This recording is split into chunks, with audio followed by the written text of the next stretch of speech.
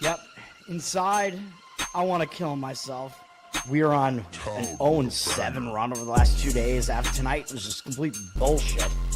So that's how I'm going to start off this show. Horrible Sunday, 1-5. I don't even know what to tell you about that. I just don't want to do this anymore. I have never seen anything like this, man. With the slump continuing, 2 straight losses, not a good day at all. 0-4.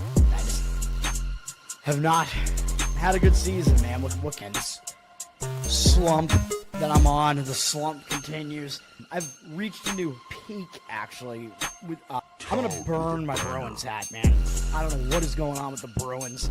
March 8th, is that what it is? I don't even know. It's March 9th, I think. Who even knows, man? I don't know what day it is anymore. I don't even know what day it is anymore, man. Back with you after the worst day that I could possibly have. Back with you, as I always am. Until I die, at least.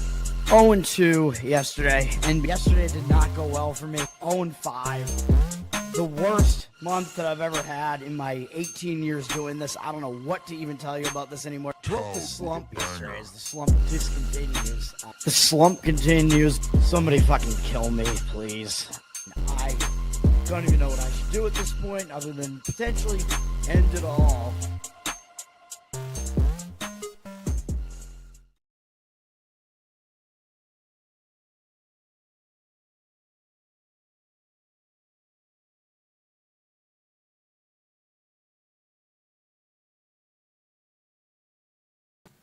Oh, I was muted. Isn't that just awesome? Great. Hold on. What is going on here? Yeah, all right. There we go. We got it. We're good. All right, yeah. What's up, everybody? Toad back with you, Totes Sports. Tuesday, December 2nd. Thanks for everybody who hung out last night for the women's volleyball special, which... I don't know if I'm going to leave my bracket alone, but it is what it is. I don't know anything about it, so just doing that somewhat for fun. I have no voice this morning. I think I might need to turn my mic down a little bit as well. I know you guys say it's always too low, but I don't think I sound good. I don't know. We'll keep it at that. We'll see what happens. Dirty Sock, what's up? Jeffrey, what's up? Thanks for hanging out, everybody. We had a winning day on the show yesterday, 4-1. The hockey play on the Pittsburgh Penguins hit. Pretty easy win there. Solid play as an underdog there. 2-1 in the NBA. Brooklyn Nets with an outright win. When would you ever say that? But if I remember correctly, I think both. Do they only have 2 wins on the season? I think both of them were plays that I gave out on the show. I think. I don't remember. The Clippers were the only loss. I mean, that was just total destruction. That wasn't even close. So my apologies on that one. I don't know what else to tell you about that. That was terrible. The Chicago Bulls got there. I mean, they had some chances to win that game outright. That was a close game in the fourth quarter. They lost but covered, so that was a winner there. They were pretty much in that game wire to wire, and then we did have the Patriots correct as well. The Patriots just out to a big lead early, and then the Giants couldn't catch up. I know there was that one play that everybody's talking about where Jackson Dart ran up the sideline, like maybe he was trying to get a first down, but I think he was pretty clearly headed out of bounds, and everybody's talking about Jackson Dart needs to stop doing this, like he's being reckless, man, he's going to get injured and whatever. And while maybe that still might be true, that particular play, the Patriots defender launched himself into him. Like, there's no need for that. Like, all you have to do is shove him out. You know what I mean? He, literally left the ground, launched his entire body, which is why the Giants took exception to him. That was a cheap hit, dude. Dart's going out of bounds anyway. I mean, yeah, you don't want him to get the first down, but, I don't know why so many people are disagreeing with that. That was, I think the refs threw a penalty flag on it. It was definitely deserving of a penalty. I mean, that was a cheap shot, dude. Patriots were trying to knock him out of the game, intentionally. So I don't know what people are seeing different. I don't know how people are seeing that play any differently. It's ridiculous. Yeah, he was going to be out of bounds anyway. So, there was no need to do that. He wasn't going to get the first down on it. I don't know. But we did get the win, which also meant I went 4-1 in my splash Pick'em League again. I am very much in the money right now, and I need to finish it off with a good stretch run here, but I hate the NFL board this week, so I don't know. There's the potential that I give out a play on the Thursday game. We'll see. Today is going to be primarily college basketball. I'm going to have 5 college basketball plays, and hopefully we can get some winners with that.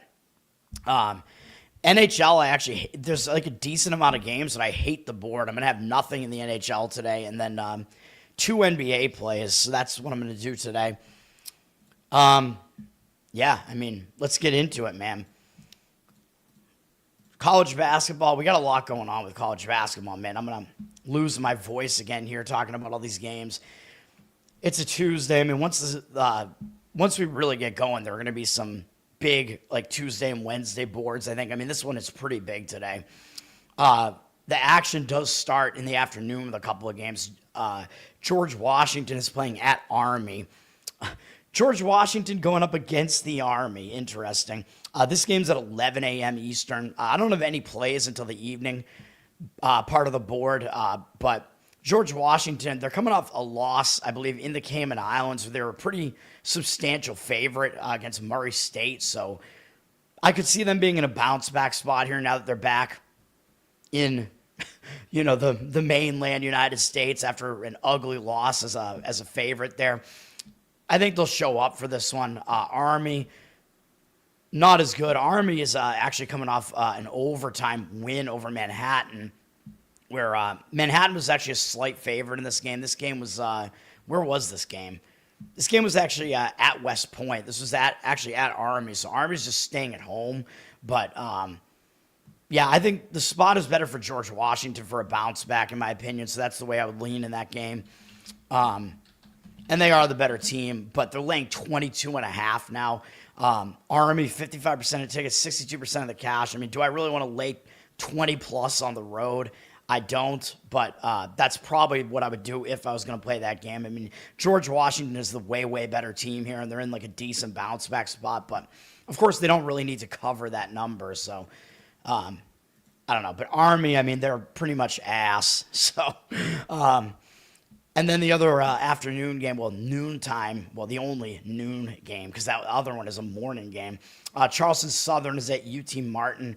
We got a win with Charleston Southern against South Carolina. They played pretty well in that game against their in-state big brother. By the end of it, it wasn't that close, but it was still a big effort from them. So second straight road game. I could see Charleston Southern maybe still being in a bit of a hangover spot after that. UT Martin had an easy go of it in their last game, I believe, staying at home. They beat Brescia or whatever, some non-Division I team. So the spot sets up better for UT Martin in that one. The money looks like it's disagreeing with that, but I would probably lay it with UT Martin in that one. 68% of the tickets on them, 53% of the cash on Charleston Southern, though. So some difference of opinion between me and the market in that one, but I'm not strong on that one at all. Bruins against the Red Wings, I obviously do not agree with that. It's gonna be a zigzag spot. All right, let's. What else do we want to talk about here? Let's get to the best bets already. Why not? Which, by the way, it's a good thing that we're back on the winning track, man. Because I don't know, like I can't stand losing, and I get in a really, really bad state. You know what I mean? These losses stay with me. They fester, Jerry. We're going to have some new drops on the show, too. I just need an excuse to play one of those drops right now. There are going to be a few, probably. Let's get into the best bets, though. We probably need some, music with the best bets visual here. I don't know. Something. First one is up in the 6 p.m. slate. We're going to take the points with Stonehill. I put too many A's in that. NCAA. They're coming to help you out when your car breaks down. Yeah, Stonehill plus the points here, plus the 6.5.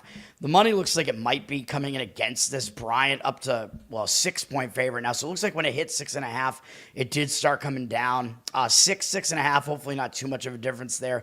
We got a low total in this one, 131.5. So you know me, I prefer taking the points in these ugly, low-scoring games, and it looks like that's what this is going to be. This is against Bryant. I know my Stonehill guys from Easton, Mass. They're not very good, but they're coming off a loss that was worse than it looked. They went to Quinnipiac and they got, I don't want to say destroyed, but they did lose by double digits. Fuck off, ad block. Jesus Christ, I hate that shit. If you look at what happened in this game, though, Quinnipiac shot 50% from three-point range in the game. Even though, yeah, Quinnipiac was obviously a pretty big favorite in this game, but the Stonehill actually played better than the numbers make it look. Stonehill shot really poorly in the game, which is kind of an outlier, 39% from the field. The 50% threes from Quinnipiac is an outlier as well, I would say. Stonehill won the rebound battle by 8, so it was not all bad for Stonehill. If they were able to out-rebound a team that's better than they are, I mean, that's actually a decent sign for Stonehill. And they did lose the turnover battle, which factored into why they lost the game. Which I know they'll be on the road again. A lot of times the road team will lose the turnover battle. But there was also a free throw disparity in this game. Quinnipiac hit 10 free throws, and Stonehill only hit 4. So Stonehill really didn't go to the line a whole lot. I mean, I don't know that they're a very good free throw shooting team anyway, but they had a bad free throw shooting game in that game as well, only shooting 50%.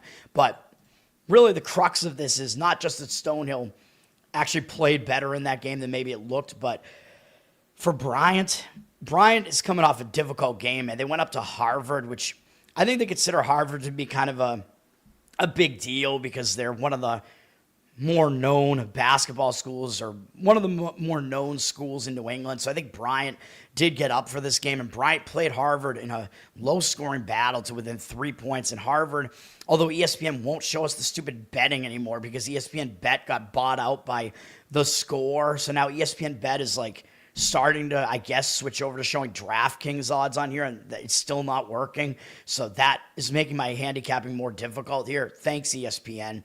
But you can see that Harvard, according to ESPN, was over an 80-point favorite, 80% favorite. Not 80 points, that would be crazy. 80-something% favorite to win this game. So this was a game where Bryant almost pulled off the upset. I mean, they took Harvard basically to the wire. I mean, it was a low-scoring game.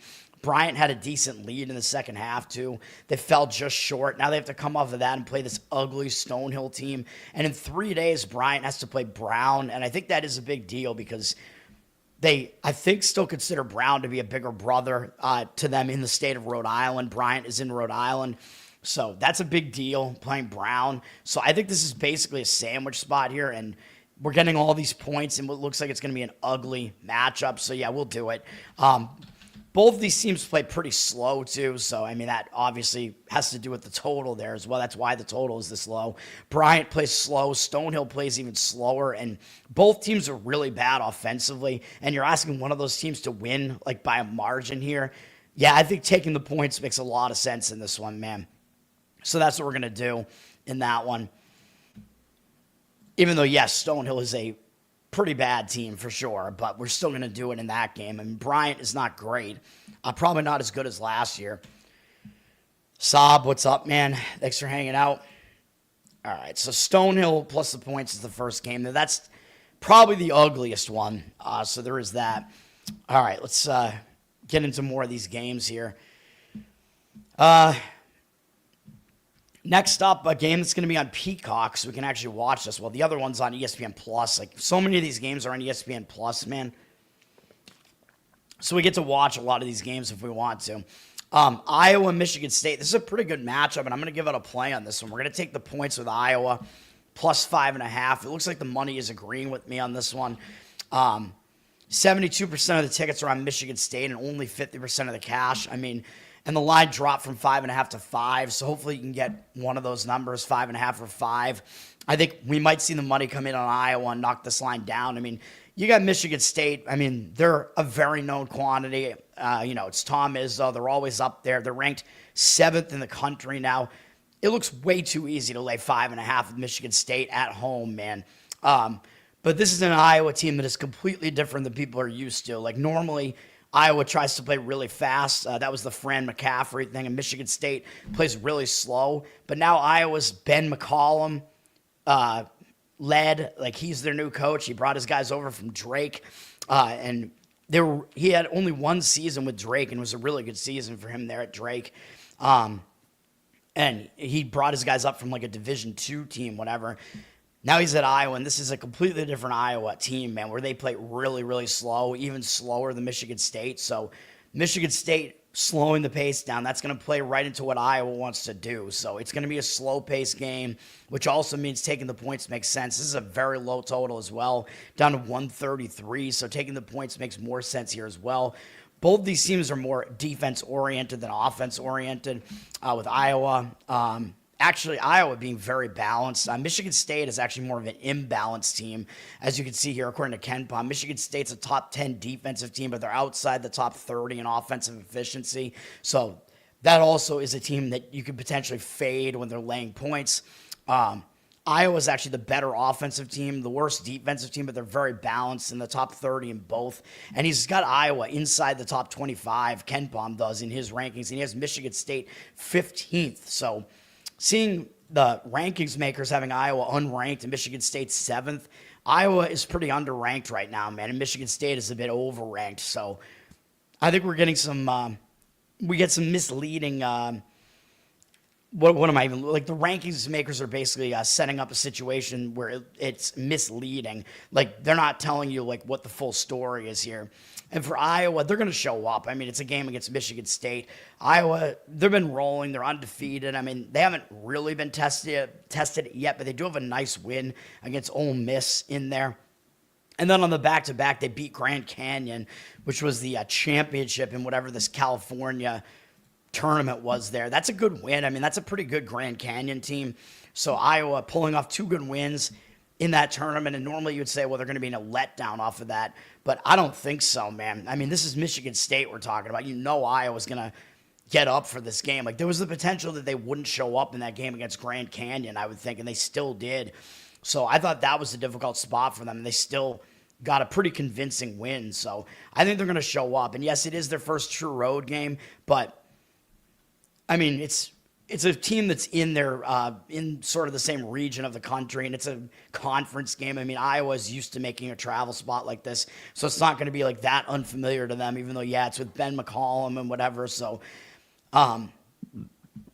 you know, he and his guys might not totally be used to it. Yeah, normally I would not want to be on a team playing their first true road game, but in this case, I'm going to do it. And I also think the spot is really bad for Michigan State. I know this is their Big Ten opener, at home, so normally you're going to show up, but Michigan State themselves, they're coming off winning a tournament themselves down in Florida. They had a very convincing win over North Carolina to finish that tournament off. Huge win for Michigan State, man. North Carolina, they're an absolute blue blood. They're in the rankings. That was a big win for Michigan. Very convincing. For Michigan State, excuse me, my God. The Michigan State fans are going to be mad at me.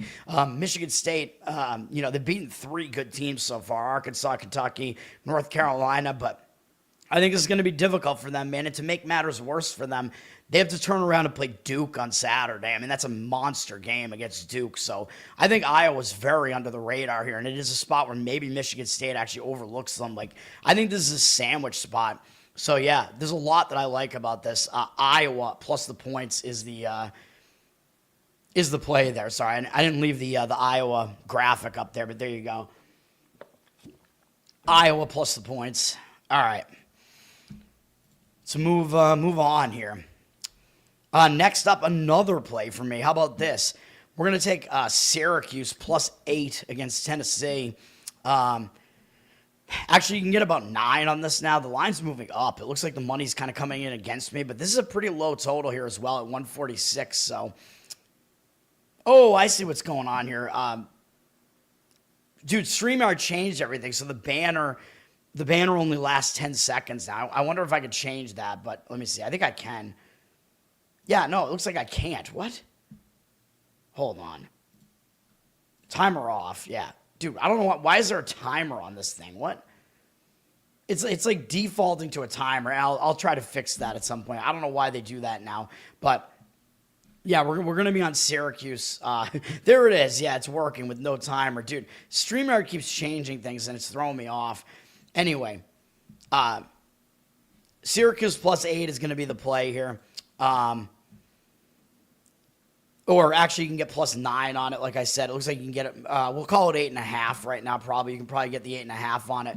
But Yeah, I mean, Tennessee, I mean, they've been a team that plays slow for a while, even though it looks like they play a little bit faster this year, but they're a team that is usually they're more defense oriented and they play slower. And this year, I mean, they're not too much different from that. They're still in basically, they're in the slower half of teams tempo wise still right now, and better defensively than offensively, although they look more balanced this year. But I believe Tennessee still has the same coach, if I'm not mistaken, right? So I don't see them really changing their their style of team completely to that degree. But I think Tennessee's in a very bad spot, dude. I mean, we faded them in their last game, and we got a win with Kansas because Tennessee had pulled off a massive upset of Houston. It wasn't massive as far as how big a favorite Houston was. They were like a 3-point favorite, but it was a huge win because beating Houston is a big deal, but also it was even bigger for Tennessee because Houston knocked them out of the tournament last year.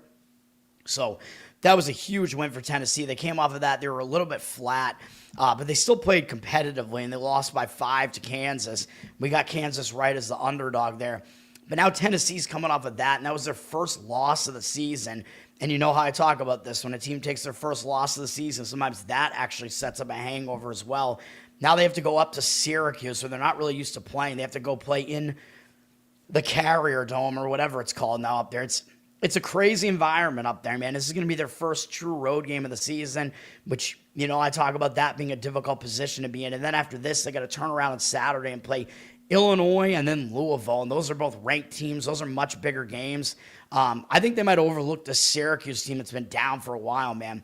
And that's going to be back in Tennessee, by the way, in Nashville for the Music City tournament, whatever that is there against Illinois. So this looks like a pretty big sandwich spot to me.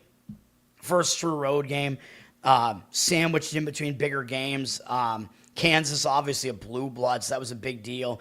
Coming off their first loss of the season as well, Tennessee is. A lot that I don't like about the spot for Tennessee here.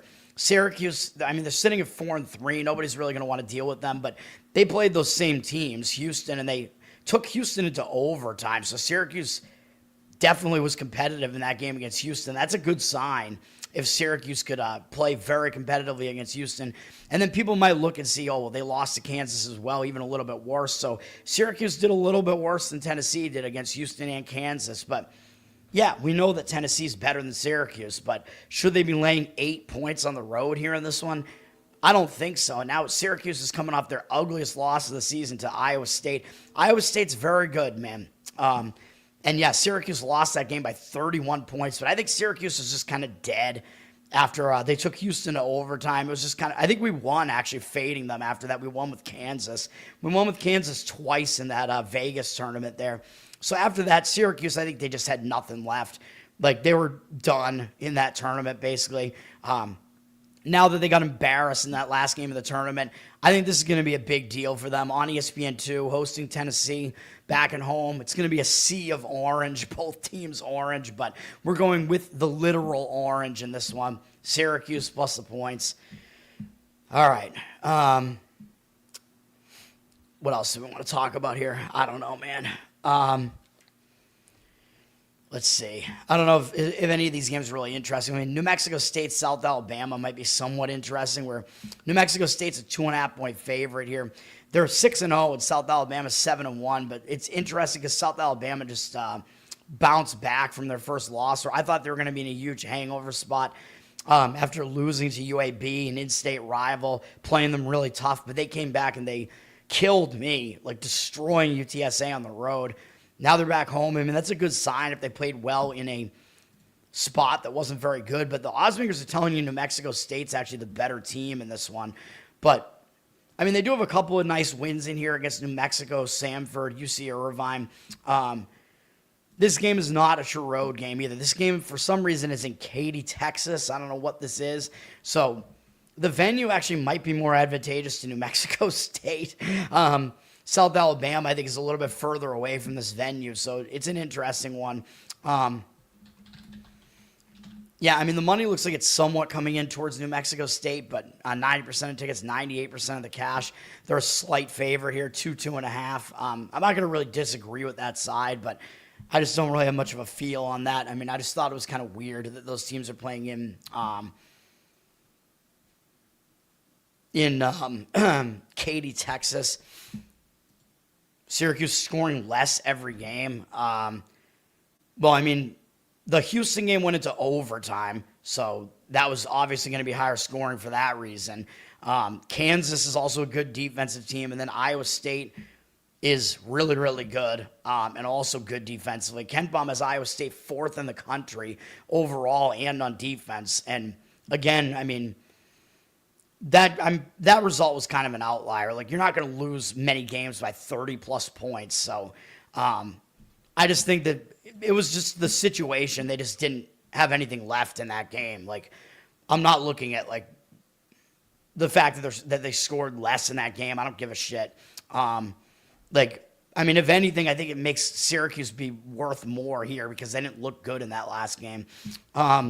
Jackson State and Kennesaw State, just so I can talk about my pals, Jackson State. Kennesaw State's coming off winning at Florida Gulf Coast in overtime. I think Florida Gulf Coast was a slight favorite in this one, but Kennesaw did go in there and beat them in their home arena.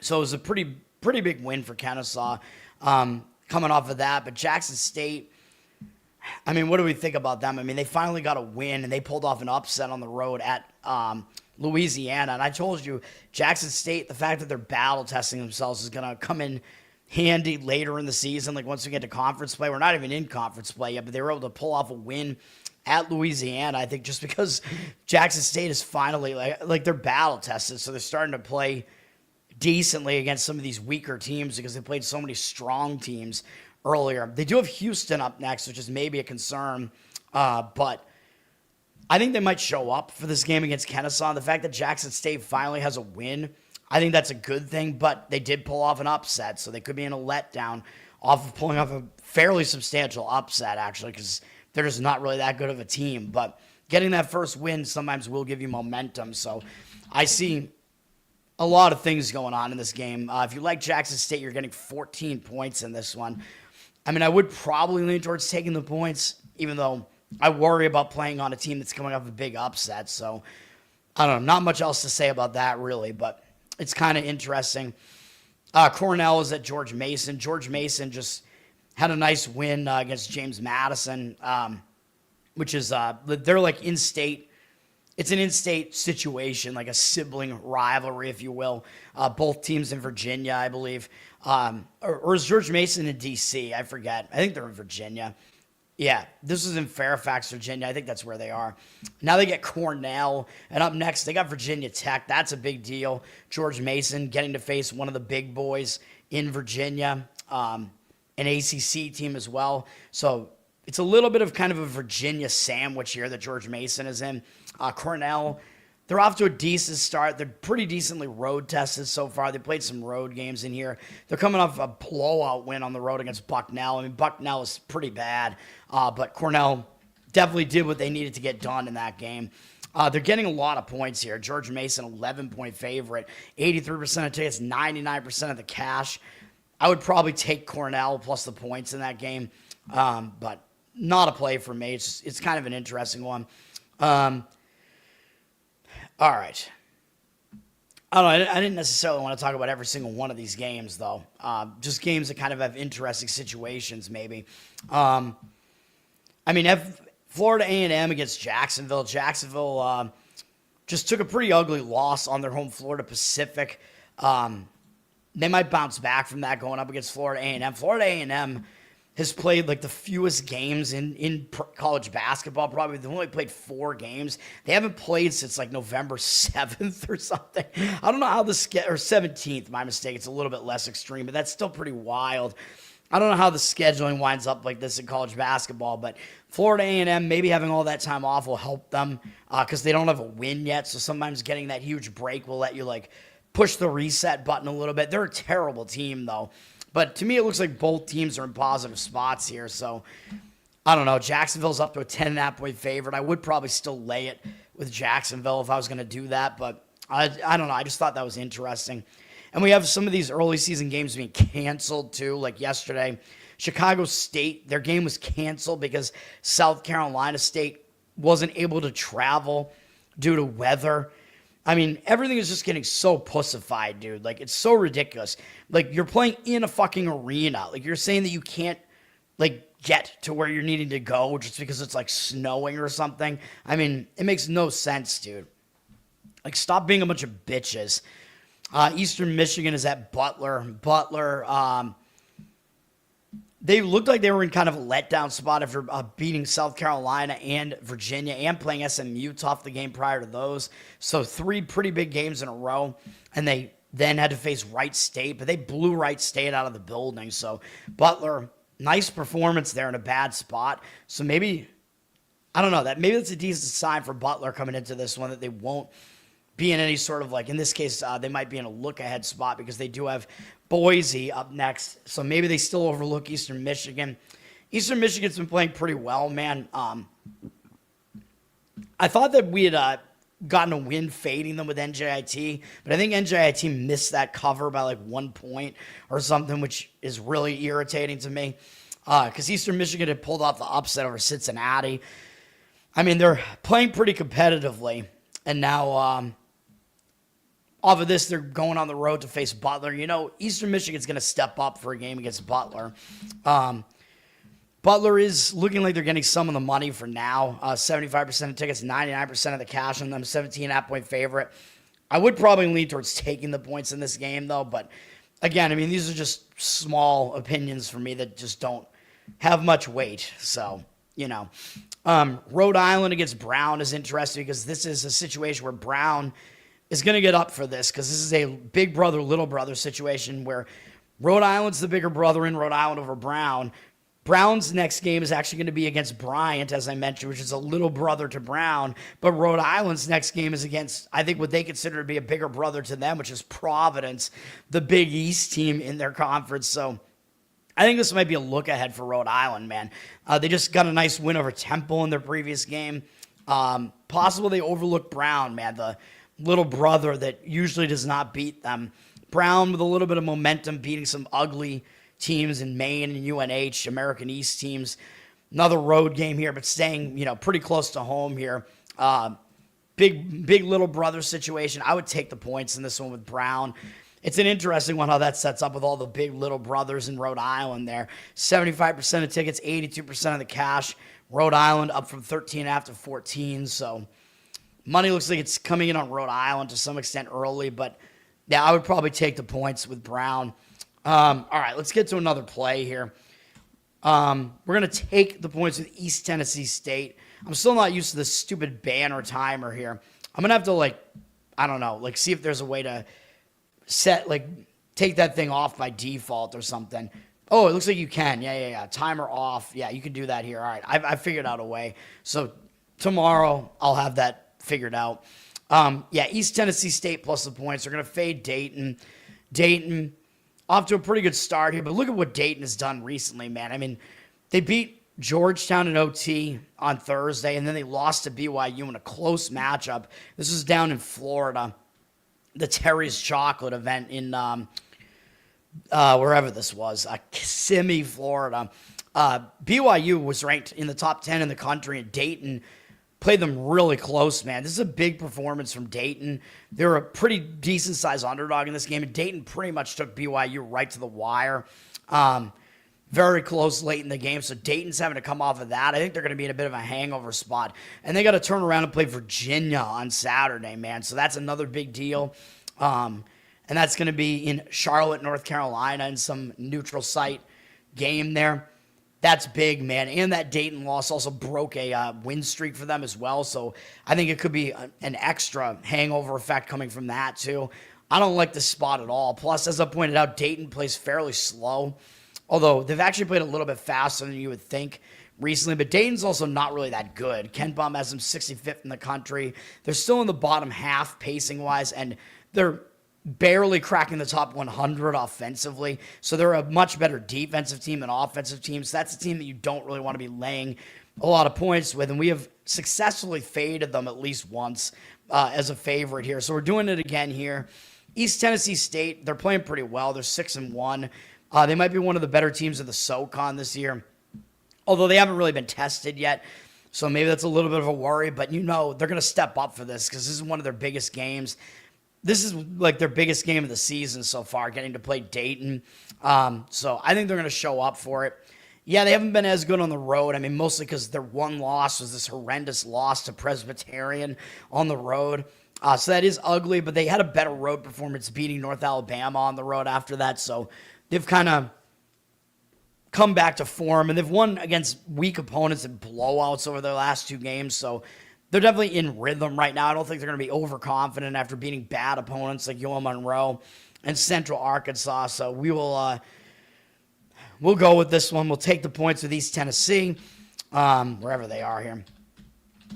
Yeah, the money looks like it agrees. It's also a low total here at 141. So again, you're looking at a game that's expected to be at a slower pace. East Tennessee plays pretty slow as well. They're in the bottom third. So expected to be a slow-paced game. You're getting a lot of points. 55% of the tickets are on Dayton. The line hasn't really moved. And then 80% of the cash on East Tennessee. So, yeah, we're taking the points in that one. East Tennessee State. Saab, what's up, man? You're going against the Bruins. I don't disagree with that. I mean, I'm a Bruins fan, but I think they're going to lose. I mean, you know me, I'm a Bruins fan. I'm a handicapper, so I'll tell it like it is. I mean, I'm not going to bet on the Bruins just because they're my team. It's going to have to be all about the spot, and I don't like the spot for them. All right. What else are we looking at here? I don't even know, man. My voice is just not holding up, dude. I'm sorry. I just don't know what to do about my voice here. We got Fairleigh Dickinson against Providence. I mean, maybe Providence is in somewhat of a bad spot as they just played Wisconsin and Florida, although they lost both games, but still they covered against Florida, so they did play fairly competitively. This was way out in San Diego, and now Providence is having to come all the way back from that, and they do have Rhode Island up next, and then Brown, and then Butler, so they have in-state little brothers coming up, and Rhode Island's been playing pretty well as well, so, and then Butler after that, so much bigger games on the horizon, so possible Providence does not show up in full force for this game against Fairleigh Dickinson. Fairleigh Dickinson, they played some pretty good opponents in here, Iowa State, Texas. They got wiped out by both of them because they're not a good team, but I mean, Fairleigh Dickinson, they're at least not going to be intimidated by going to Providence. So I would take the points with FDU in that one, but the money looks like it totally disagrees with it, with Providence up to 28, 84% of tickets, 74% of the cash on Fairleigh Dickinson. So I don't know how Fairleigh Dickinson is a public underdog there. I don't really agree with it. I would probably take the points there, but certainly not a play for me. We got some big conference matchups here, 4 in a row to talk about here. The Red Wings are favored by that much. They're a way better team than the Bruins. I mean, the Bruins are overperforming. Red Wings are underperforming right now. The Red Wings are way better than the record looks. They're definitely the better team over the Bruins. They were favored on the road against the Bruins. All right, Virginia Tech at South Carolina. Virginia Tech coming off a pretty ugly loss to VCU, but I mean, they were coming off their first loss of the season to St. Mary's the game before that, so maybe a bit of a hangover, and they'd have been bounced from whatever tournament that was out in the Bahamas or whatever it was, so maybe they just they just packed it in, I think, didn't really pay attention. VCU wanted that game more as a little brother against Virginia Tech, although VCU's the better team too. But that was a pretty embarrassing loss, so maybe Virginia Tech will be in a bounce back from that. But it is their first true road game of the season, so that's pretty difficult. I don't like that when you're on your first true road game, and even though I know I gave out a play on one team, it's in a spot like that with Iowa, but I felt that was a little bit of a different scenario. South Carolina, they're coming off an ugly game against Charleston Southern where they didn't cover and didn't play well. And I had said that they would be looking ahead to this game. And they were coming off a tough game against Northwestern and a tough game against Butler the game before that. South Carolina, they're up to a 1.5-point favorite, but the money is coming in against them. 90% of tickets, 78% of the cash on South Carolina.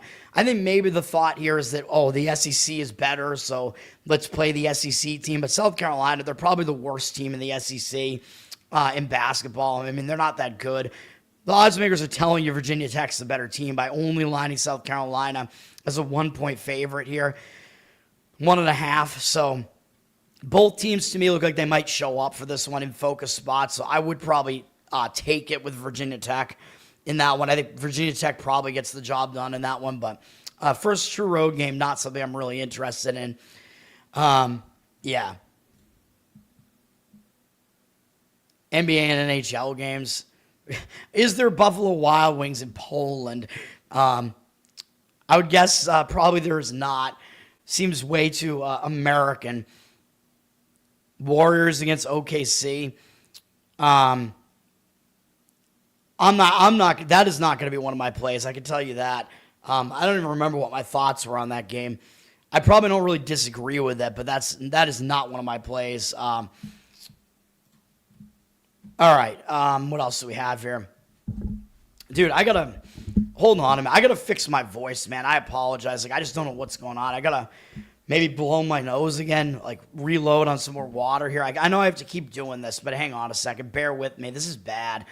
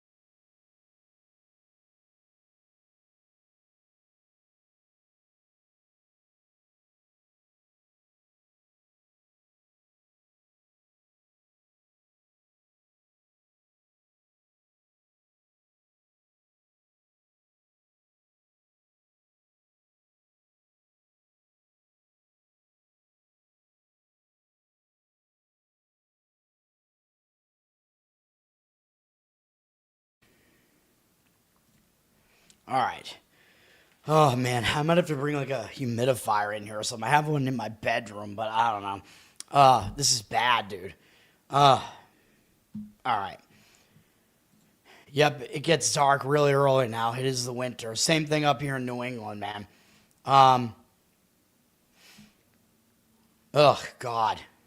That's gross. All the games are at, weird times for you. All right, we got Oklahoma at Wake Forest. This is an interesting one as well. Oklahoma coming off a nice win over Marquette. Although I believe Oklahoma was a decent favorite in this one. Marquette's not that good this year. This was in the Bad Boy Mowers series in Chicago. Still a pretty big win. And now Oklahoma is playing only their second true road game. And the first one didn't go well. They got obliterated by Gonzaga, although Gonzaga is a different beast than Wake. But Wake has been good so far. Wake is 6-2. They played really well against Michigan and Texas Tech. So this Wake team, they might be kind of on the rise, man. You got to figure they're going to show up here. I mean, they're coming off just an easy whatever win against Northeastern. I kind of like Wake in this one. They're a 4.5-point favorite, and they're that way for a reason. 53% of tickets, 63% of the cash on them. Odds makers are telling you Wake is actually the slightly better team. Ken Baum has them at 40th in the country right now. So Wake, pretty good, man. He's got Oklahoma. Where does he have Oklahoma at? He's got Oklahoma way down at 62nd. So, that's telling you something. Oklahoma not very good defensively either, whereas Wake is way better defensively and the more balanced team. Wake also likes to play faster than Oklahoma, so they're going to be speeding it up, I suppose. It's interesting. I would lay the points with Wake if I was going to play that one. It's cool seeing them on the rise again because I'm a Muggsy Bogues and Tim Duncan fan, so there you go. People like all the nighttime stuff. Yeah, of course, soccer is the big thing there. Texas A&M at Pitt. Uh, I think both teams are kind of in bad spots here, man. Texas A&M, they've only played one true road game so far, and it was bad. They got blown out by Oklahoma State, who's not great. Texas A&M, now they're coming off annihilating Florida State. Florida State's not great right now, but that's a win that might have you a little bit cocky.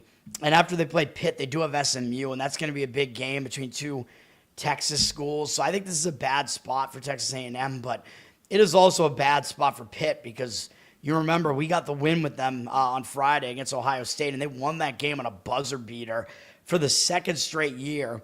They did that to Ohio State, and I know Ohio State's not great, but that's still a big win for Pitt, man. So they can be in a letdown spot here too. And last year, if you remember, after they pulled off that buzzer beater last year in overtime against Ohio State, the very next game, they were horrible.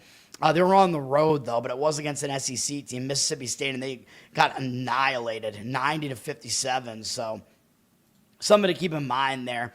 But, yeah, it could be a letdown spot for Pitt there. I don't like it for either team, man. Like, when Pitt pulled off that buzzer beater, I was thinking, like, who are they playing next? Let's fade them. But I don't love Texas A&M in this spot either, though. The money's coming in on A&M. They're up to a 3-point favorite, 79% of tickets, 96% of the cash. Odds makers telling you they're the better team. Bad spot for both teams, though. I mean, I don't know. I guess I'm not going to really disagree with A&M there, but I don't love it by any means. The biggest game of the day is at 7:30 on ESPN between Florida and Duke, and this is at Duke. Returning champs Florida up against the team that got bounced in the Final Four, Duke. So I think Duke might be playing with a little bit of a chip on their shoulder, man. Thinking that they should have been in that championship game with a shot against Florida last year. They're going to want to seize the opportunity here to beat Florida. Florida, I mean, they're not looking as good this year, man. I mean, they haven't stepped up in class very well at all. Losing to Arizona, although Arizona looks good. Barely beating Florida State. Not impressively beating Miami. Losing to TCU. And then not covering against Providence. I mean, Florida has not really done anything impressive yet, man. So I don't know how good this Florida team is right now. And now this is going to be their first true road game going to Cameron Indoor. Doesn't look good to me, man. Duke, they did just beat Arkansas. That's a big win, but there's no way they're not going to show up for this game against the returning champs. So I like Duke in this spot, but you're going to be asked to lay a decent price with Duke here. An 8-point favorite, 57% of tickets, 80% of the cash on them. But do I want to really lay points with Duke as kind of a slowdown team? Not really. Although Florida does not like to play that way. Florida likes to speed the game up. Duke plays slow, which is why the total is just kind of out there in no man's land in the 150s, because it's like, well, which way is this going to go? Probably somewhere in the middle. But Duke slowing it down will probably frustrate Florida, but it also means it's a little bit more difficult to cover a number like that when you're trying to slow the game down at the same time. But yeah, overall, if I was going to play it, I would lay it with Duke in that one. Yeah, I do like Duke in that one. It's not a play for me, though. All right. What else do we have going on? Purdue is at Rutgers here. Purdue, undefeated to start the season. They got a couple of nice wins in here against Alabama, Texas Tech. Decent win against Memphis. Akron, that's a pretty decent win as well, actually. Akron covered for us in that game, by the way, as well. Purdue, I mean, they've done some things for us. I mean, we got the win with them against Alabama. Did we have them against Texas Tech too? I don't remember if we did or if we didn't. I forget. But Purdue, they came up with that in a bad spot. They won by a huge amount anyway against Eastern Illinois. I mean, Eastern Illinois is terrible. Purdue's going back on the road here. I mean, they did beat Alabama on the road, so now they're going to Rutgers. Not really going to be a spot where they're going to be completely thrown off by doing that. But they do have Iowa State up next on Saturday, so it may be a little bit of a look-ahead spot, even though this will be their Big Ten opener. But, Rutgers, I mean, they'll show up for it, even though they're not a good team. Rutgers, I mean, this is their Big Ten home opener against the number one team in the country, or at least the team that's ranked there. So it's a big deal for Rutgers. I mean, it is possible that Purdue does overlook them a little bit here. Purdue wants to slow the game down, and you're going to be asking them to cover a big road favorite number here, so I don't like that either. Rutgers did just get a win against UNLV out in Las Vegas, so they salvaged that tournament after losing to Tennessee and Notre Dame. I mean, they weren't horrible in those games against Tennessee and Notre Dame. UNLV is their best win so far, but obviously Purdue, different animal. But Purdue, I mean, if you want them, you're going to be asking them to win by a huge margin here on the road, which I'm just not sure I see that happening. I would probably lean towards taking the points with Rutgers here. Purdue down from 16 to 15.5, 58% of tickets, 88% of the cash on the Rutgers side. Don't really disagree with Rutgers there. Houston Christian in North Texas. North Texas, they're coming off a game where they barely beat Prairie View A&M, and Prairie View A&M is a terrible team. So that was a very bad performance from North Texas, so they should bounce back from that, you would think, but they do have to turn around and play TCU in their next game, so it is it could be a fairly big look-ahead spot there for North Texas. So which way is it going to go? You know what I mean? Like, I kind of lean more towards them being refocused here because what happened last affects you a little bit more. They had a really bad game, barely beating Prairie View A&M. Houston Christian, they're going to show up for it, though, because they're an in-state little brother here, and they're coming off a pretty ugly loss to Georgia Southern. So I don't know. Which way is it going to go? And for North Texas, I mean, asking them to lay like double digits as a slow-down team like they are, I don't love doing that either. They are up to 12.5 here. The total is incredibly low at 126.5, meaning every point is worth more there. So I don't know, man. Even though I think maybe North Texas does bounce back, and maybe I would lean that way, there's no way you're going to find me laying points like that. Wagner is at Maryland. Maryland got blown out against Gonzaga and Alabama out in Las Vegas after they beat UNLV.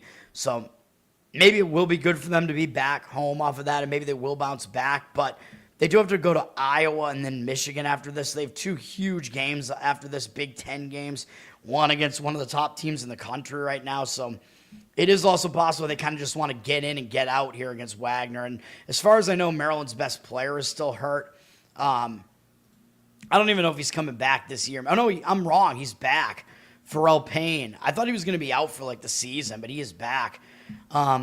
Actually, he came back for the Vegas tournament. I didn't even realize that. So this Maryland team, they do have him back at least. I haven't been paying that much attention to Maryland games, but also Wagner is terrible, so there is that too. Wagner did finally get a win, though, so they got their first win of the season, and sometimes when you get your first win of the season, it gets that monkey off your back, and you play better, although it was only a small upset against Manhattan. It was on the road, but, Wagner stepped up their game for Manhattan. That was a big win for them because this is, a borough rivalry because Wagner's a Staten Island school, so going to Manhattan and beating them, big deal there. I still think they'll try to show up for a game against Maryland, though. Maryland's a 22-point favorite. Total at 142.5. Pretty low total. I don't know. I wouldn't really want to lay the points with Maryland in that game. So I don't know. It's a tough call in that game. I just thought there were some interesting components to it. Morehead State and Murray State. Murray State pulled off that upset against George Washington to finish off the Cayman Islands Classic and get a win there. So they might be in a little bit of a letdown spot after that. Morehead State hasn't won on the road yet, although they played some fairly difficult teams. Wake, Georgia, Clemson, those are not easy. East Tennessee's fairly good as well.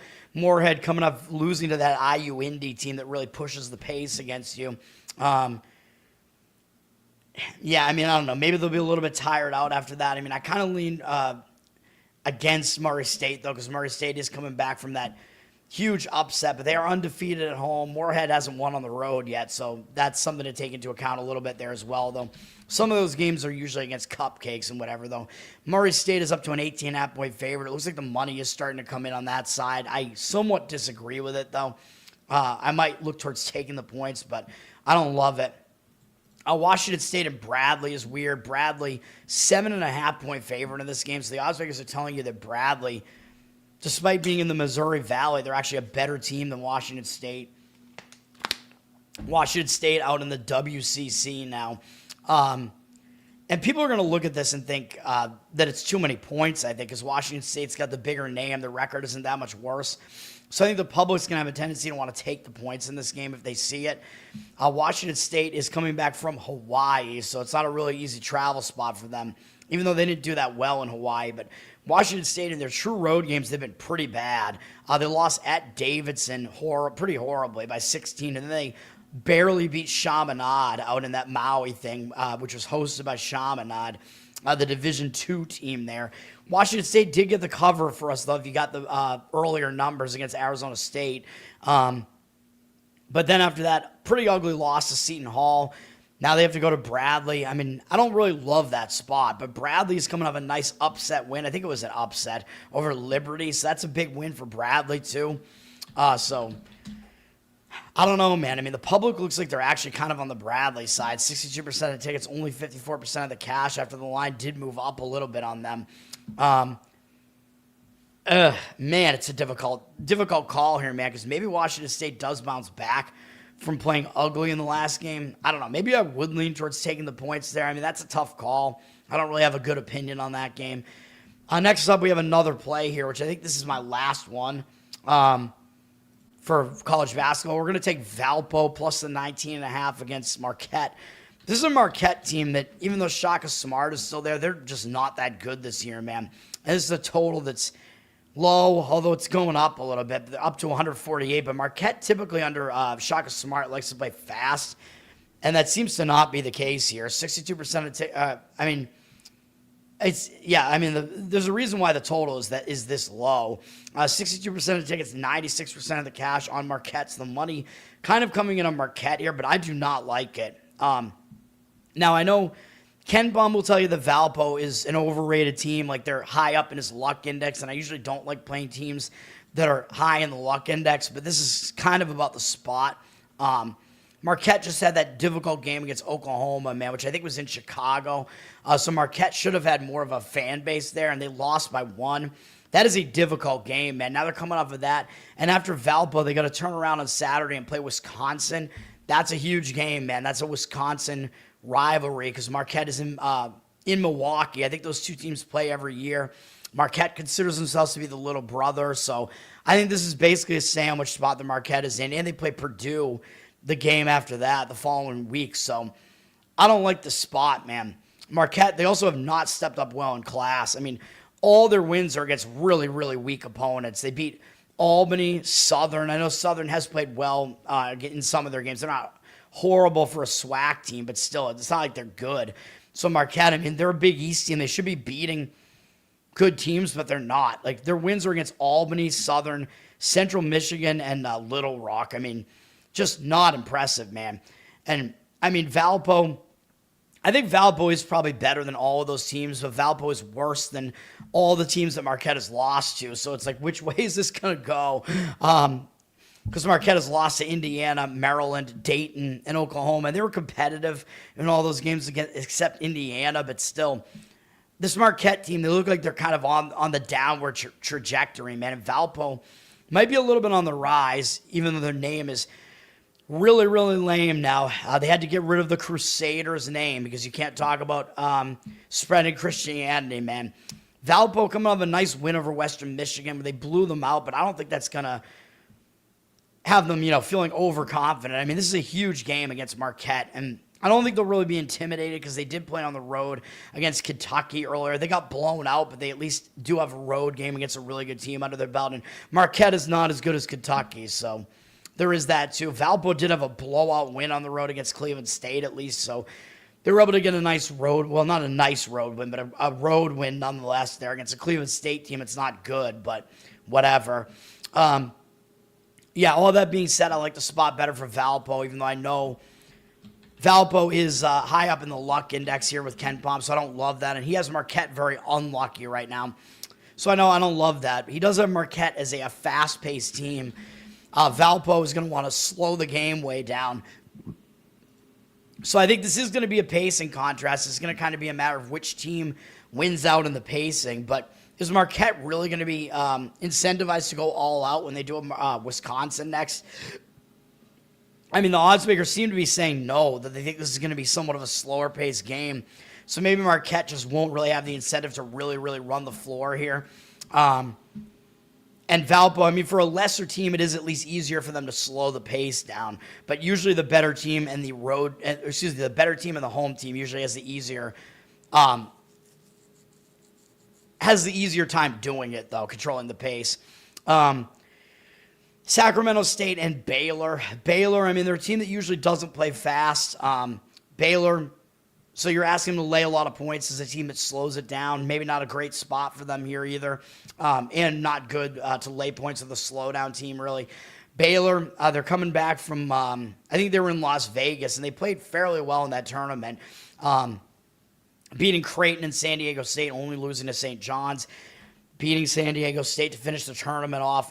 And they have Memphis up next, so it looks like a spot where maybe they will just overlook Sacramento State here. Although Sacramento State, they're not a good team, and I don't know, man. I mean, they just have not been good on the road so far this year, although they at least won't be intimidated because they did play UCLA, Cal on the road, but they were pretty non-competitive in those games, so I don't know, man. I don't know which way it's going to go here. I would probably lean towards taking the points of Sacramento State, though. Baylor's up to a 29.5-point favorite. You might get 30 on this one. Total is kind of in the mid-range there, 158, 159, whatever. Yeah, just kind of a weird one there. Central Michigan and Loyola Chicago. Loyola Chicago, even though they're 1-7, they're like a 7-point favorite in this game, a 6.5-point favorite. It's like the odds makers are still doing this and telling you that Loyola Chicago is going to be in form at some point. I don't know if they are, man. I mean, Ken Bum has Loyola plummeting in his rankings right now. I mean, they have been really, really bad. So maybe the market just hasn't caught up to them yet. Central Michigan is not good either, but I don't know if they're that much worse than Loyola, to such an extent that they should be that much of an underdog at this point. I just thought that game was interesting. Loyola Chicago looks like they're taking the money too. 71% of tickets, 91% of the cash. I don't think I would want to do it with how bad they've been. Although I do always say a team usually is not as bad as they look when they're at their worst. So I don't know, man. Total down to 140 in that game as well. Sam Houston's at Oklahoma State. I would probably lean against Oklahoma State here, man. I mean, they're undefeated. They've had a couple of good wins in here against A&M, Texas A&M, and then they went on the road and they beat Northwestern. That was a nice win for Oklahoma State there. Now they're coming back home after that big win, and they do have Grand Canyon up next, who's kind of an upstart team now in the Mountain West. So it is possible this is a sandwich spot or at least a letdown spot after they pulled off a mild upset on the road against Northwestern. So I would probably lean towards taking the points with Sam Houston. Sam Houston's been playing well. They actually played fairly decently on the road against Texas Tech and Utah. They played Utah very competitively, actually. Although Utah's not exactly great, but yeah, I mean, Sam Houston, they're on a nice little run right now, winning a few games in a row against some weaker teams. They got some momentum. I don't think they'll be intimidated because they did already play Texas Tech and Utah on the road. So, yeah, I would lean to Sam Houston here. Looks like the money does agree with that one. Oklahoma State up to 14.5. 64% of tickets on them, 75% of the cash coming back on Sam Houston. Another big game on ESPN2 at 9 p.m. Number 5, UConn is going on the road to Kansas. Number 21, UConn, decent resume so far with wins against BYU and Illinois and a loss to Arizona, but Arizona's good. But now they're going to face their first true road game of the season here, coming off that big win over Illinois. Looks like a difficult spot to me, man. Going up against Kansas. Kansas not really in an easy spot either, though, after beating Tennessee. And we know that they caught Tennessee coming off that big win over Houston, so that was a big win for Kansas, and Kansas actually won the championship. Oh, no, this is the third place game. I'm mistaken, the Players era. Because I don't know why that was the third place game, though, because I thought they won all their games out there. Whatever. Unless, was Duke part of it? No, Duke wasn't part of it, so I don't know what that was. But whatever. Apparently it was the third place game. Maybe it had to do with, overall margin of victory or something. But Kansas coming off of that, but still, you got to think they're going to be focused at home against UConn. Both teams play really well defensively, so I think it's going to be a defensive struggle in this game. So kind of getting any points for the home team seems to make a bit of sense here. First true road game for UConn makes it a more difficult spot for them, in my opinion. I don't know how I can find this here. Yeah, I would lean towards Kansas here, plus the 1.5 or 2 or whatever. 70% of tickets, 91% of the cash on Kansas. Fairly low total, although it's gone up to 140, 143. Although I kind of think an under makes sense in a game like that, where both teams are teams that like to focus on defense, and both teams like to play slow as well. So I think it's going to be a battle. I think Kansas may get the job done in that one at home. Zach, yeah, you don't like Kansas. Neither do I, but at least Hunter Dickinson is gone, so that makes me hate them a little bit less. But I don't like UConn really at all. I really can't stand Dan Hurley either, but this is all about the spot, man. Trying to predict who's going to win. All right. For Grand Canyon, they're coming off a pretty difficult loss to Iowa, man, and they'd beaten Utah the game before that. Now they get to host Stetson. I mean, how do you really get up for a game against Stetson? I don't know.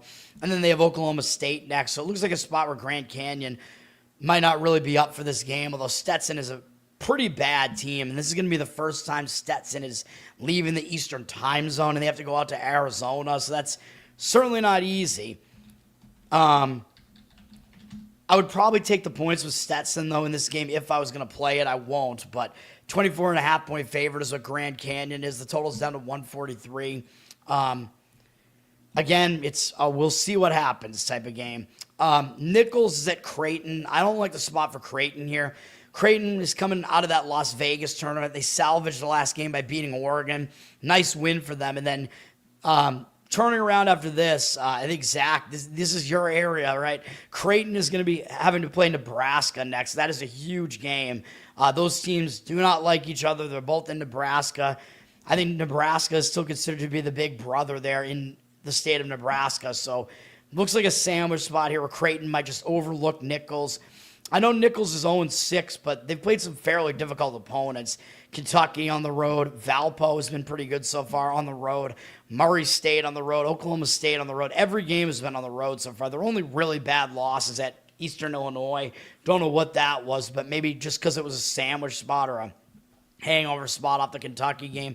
But my hesitation with Nichols is they actually were in this game against Tulane in their last game as big underdogs. Nichols was in this game. They were winning the game in the second half, and they were still within like a couple of possessions in the final few minutes of the game, so they did not go away in that game against Tulane. So that is my hesitation with it, that I don't really love either team in the game, although I would still take the points with Nichols.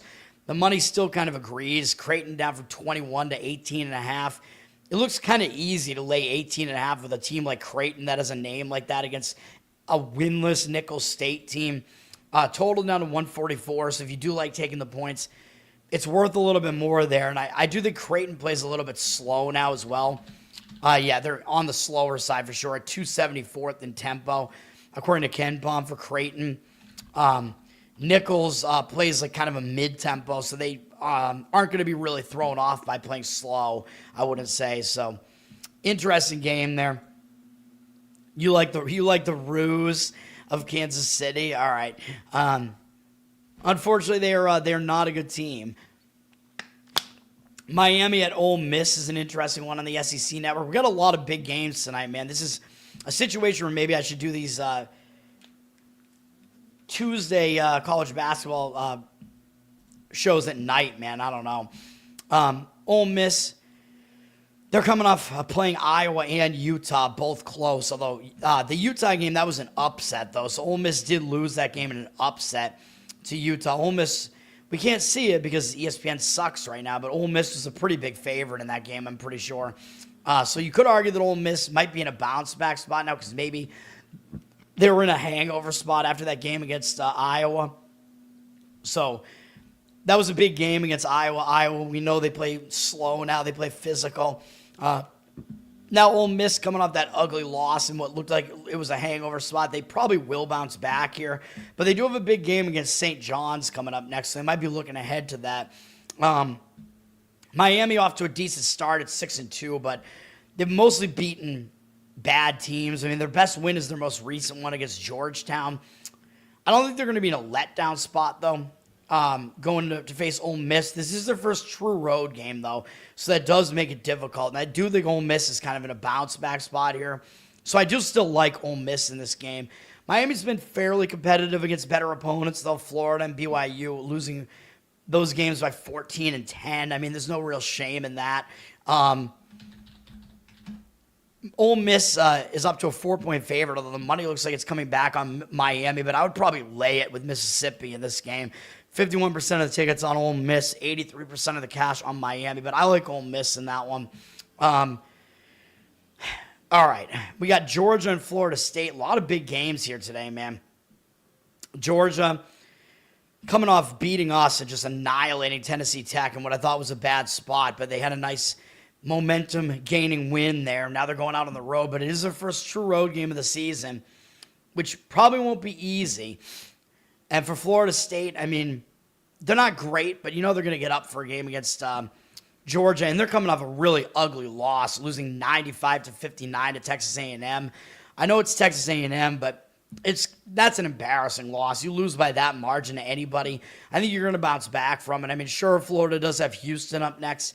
I don't really see them looking ahead to that, though. Florida State, I would agree with the Florida State side in this game. They flipped from a 2-point dog to a 1-point favorite, so the money seems to agree with me on this one. 70% of tickets, 99% of the cash on Florida State. I agree. Won't be a play for me, but I don't hate it. Missouri at Notre Dame. Interesting one, Missouri. I believe this is their first true road. Oh, no, it's their second true road game, but their only other one was against Howard. So this will be a more difficult game than that, obviously. Missouri really has not been tested yet. I mean, the best opponent they've faced so far is Minnesota. So they're going to have to step it up. And Notre Dame's not great, though. I mean, I don't know if Notre Dame is better than Minnesota either. But this might be Missouri's most difficult game because it is on the road. They do have to turn around after this and play Kansas, which is a fairly big deal because that's like kind of the basketball version of the border war rivalry there against Kansas. Missouri, they're 8-0, but again, probably not as good as their record looks. Notre Dame's sitting at 5-3, but they're undefeated at home, and they're more battle tested. I mean, their losses are to Ohio State, Kansas, and Houston. They didn't lose any of those games by more than 10 points.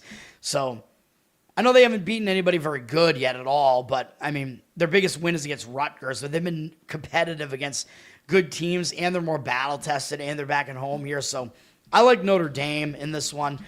They've flipped from a +1.5 dog to a 2-point favorite, so the initial line move was on that side. But now 64% of tickets, 84% of the cash on Missouri. But I would lean to Notre Dame in that game.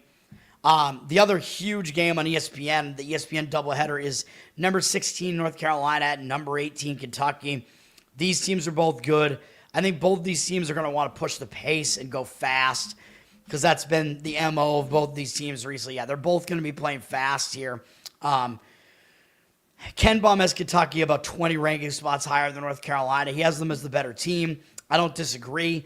North Carolina's coming off their first loss of the season to Michigan State, and sometimes that will hang you over, even though that game wasn't close. Sometimes taking that first loss will hang you over. North Carolina does have one nice win as well on the season against Kansas. Kentucky, I mean, they've lost both games where they stepped up in class, man. So, and they lost, well, I don't want to say substantially, but they lost by 8 to Louisville on the road. And they lost in a neutral site, I think, to Michigan State by 17 in Madison Square Garden. So Kentucky, they haven't stepped up well in class yet. So UNC's resume is actually a little bit better than Kentucky's right now. So what do we do with a game like this? I don't know, man. I mean, the line dropped from 8.5 to 6, but now it looks like the money's coming in at Kentucky. 58% of tickets, 90% of the cash on them. I mostly agree. I mean, Kentucky is still the better team. I think it'll be difficult. If it's North Carolina's first true road game, that's not easy. So, and the fact they're coming off their first loss. I won't disagree with Kentucky in that game, but I don't love it really either. USC and Oregon. USC undefeated. They're in the rankings now, man, but maybe that means they're going to have a target on their back at 7-0. But how good are they really? I mean, they got taken to triple overtime by Troy. They barely beat Boise State, barely beat Seton Hall. And then their best win, I guess, is against Arizona State. So, yeah, USC won the Maui tournament, but they haven't beaten anybody that impressive. And now they're coming off of that. They could be in a letdown spot here, man, off of winning that tournament in Maui. And now this is their first true road game, having to go to Oregon. I might add this as a play, to be honest. I have some late night action. I mean, also this line is going to look very, very misleading because, like, USC, you're only asking this USC team to lay 2 points in this game, and they're an undefeated ranked team. Oregon, I mean, I have some reservations with them, though. I mean, they haven't exactly looked great either. I mean, I'll still, I guess, stay off of this game, but obviously I like Oregon here. Oregon's best win was against Oregon State. I mean, Oregon looked really bad in these first few games against some weak opponents, and then they did get battle tested. They went to Vegas, and they played Auburn, San Diego State, and Creighton. Not easy, but they lost all 3 games by double digits, so I don't want to say they were totally non-competitive, but maybe that's not a great sign, but they are more battle-tested than USC here. They are at home here. I guess the other hesitation with Oregon would be that the game was close at one point late in the game against Creighton. Oregon had this game close in the final 5 minutes of the game. So that does worry me a little bit, I guess, that maybe they'll be in a bit of a hangover after that performance. So I guess I'll stay away, but I like Oregon in this one, man. If you're going to play it, I would take the points with Oregon. 71% of tickets on USC, 52% of the cash on Oregon. That is the way I'm leaning that game. Yeah, I mean, the rest of these games, I don't know. I mean, they're decent games. UC San Diego at Nevada. This is going to look weird because UC San Diego's 7-0, but they've only played 1 true road game so far. Nevada's been decent at home, 4-1 at home, even though I know they killed us when we tried to lay the points with them against Southern Illinois. So that wasn't a good home performance out of them there. But it's going to look weird that Nevada's a 5.5-point favorite. The public's going to be tempted to take UC San Diego, especially remembering they made the tournament last year. Like, why would you lay points with a Nevada team that's only 5-3, right? Against San Diego, 7-0. So it looks too easy to take the points. UC San Diego, I mean, they're not untested, really. I mean, they beat Temple. Decent win there. Bradley, that's a decent win. Towson's not that bad either. They have played 1 road game, and they got the win against Fresno. Going into Reno, I mean, it'll be difficult. It is another road game here, but UC San Diego might step up for it as well because Nevada has a pretty big name in college basketball. Nevada is coming off a pretty big game themselves, beating San Francisco. San Francisco's a pretty good team. And Nevada did have a tough loss the game before that against Washington, so I don't love the spot for either team, really, which is why I'm not going to give out a play on this, but I guess just based on what the line looks like and how easy it looks like it is to take UC San Diego, I would probably lay it with Nevada, but they're not that great this year, man. Nevada looks like they're down this year, so I do worry about that. UC San Diego, I think, is down this year from where they were last year, too, though. Ken Bum, I don't think has either team in the top 100 this year right now. 55% of tickets, 85% of the cash on Nevada. They're up to a 5-point favorite. I would probably agree with laying the points in that one. Utah and Cal is an interesting scenario where I think both teams are in interesting spots. Utah pulled off a big upset over Ole Miss, so you got to think they're in a bit of a letdown spot. And this is their first time in a true road game this year, although they're already on the Pacific Coast because that game against Ole Miss was in California. Now, I don't know if they went back to Utah or not, though, between these 2 games, but they played Ole Miss and Grand Canyon and Cal Poly. No, at least Grand Canyon and Ole Miss. Those games are in California. So it's not Utah's first trip to the Pacific Coast, but it is their first true road game. And they're in a letdown spot, so it doesn't look easy. But then you look at Cal. They're in a letdown spot, too, because they just beat UCLA, man. That is a monster win for Cal, pulling off that win over a ranked UCLA team. It's a bigger brother in California to them, so both teams are in bad spots here. I think Cal is in the bigger letdown spot, but because Utah's having to go on the road here, first true road game, man, they are the worst team. I kind of would lean towards laying it with Cal, but I just can't do it, man. 67% of tickets, 79% of the cash on Cal, up to a 9.5-point favorite. I mean, maybe if you think both teams are going to be in spots where, they're in a bad spot, I mean, maybe the move is to go over, like I usually say, but I haven't been tracking those games or I have an opinion on the over, but that's kind of what I think there. Jeffrey, thanks for hanging out, man. The Islanders, I forget what my opinion is on that one, but yeah, I apologize, man. These shows are just ridiculously long, and we have a ton of college basketball. I don't know what else to do about it, although I might have to start doing some night college basketball shows. I hate what this is doing to my voice, though. I just don't know what to do, man. St. Louis is going on their first true road. They're playing their first true road game against Loyola Marymount and coming off their first loss. And it was a big game against Stanford, so a lot of this looks like a bad spot for St. Louis here. Big deal playing against an ACC team. The problem is St. Louis is actually an 8.5 point favorite in this game against Stanford. So St. Louis is actually a solid team. Odds makers telling you that and telling you that Stanford's not really that good. So you could argue that, well, they should have won that game as a favorite, but I kind of lean the other way, though. Like, first true road game, coming off a first loss of the season. I think this is going to be a difficult game for St. Louis, but they are at least already on the Pacific Coast, playing Santa Clara and Stanford out here, so there is that at least. They've played in the Pacific time zone already, and they're probably staying out there, but they didn't play well. I mean, they beat Santa Clara by 1. Santa Clara is a good team, though, so I don't want to say St. Louis didn't play well. And maybe that kind of set up a hangover spot for them against Stanford. They're facing Loyola Marymount, though. And Loyola Marymount, they're coming off this horrendous loss at home to Stony Brook. I mean, I don't know what was going on in that game, but Loyola Marymount was coming back from playing in a tournament in Florida where they beat Ohio to finish that tournament. And then they came home to face Stony Brook. And then up next, they did have the St. Louis game. So maybe it was a bit of a sandwich spot there, but almost an inexcusable loss against Stony Brook, but you know Loyola's going to bounce back. They're going to be in a bounce back mode after that. That was a horrendous loss where I don't know what the odds were on this, but Loyola Marymount had to have been like a 20-something point favorite in that game. Even though Stony Brook is 6-2, they are not good. So Loyola Marymount should be in an extreme bounce back spot here. But odds makers are telling you St. Louis is the way better team. They're down from an 8-point favorite to a 7-point favorite. I would take the points with Loyola Marymount in this one, though, if I was going to play it.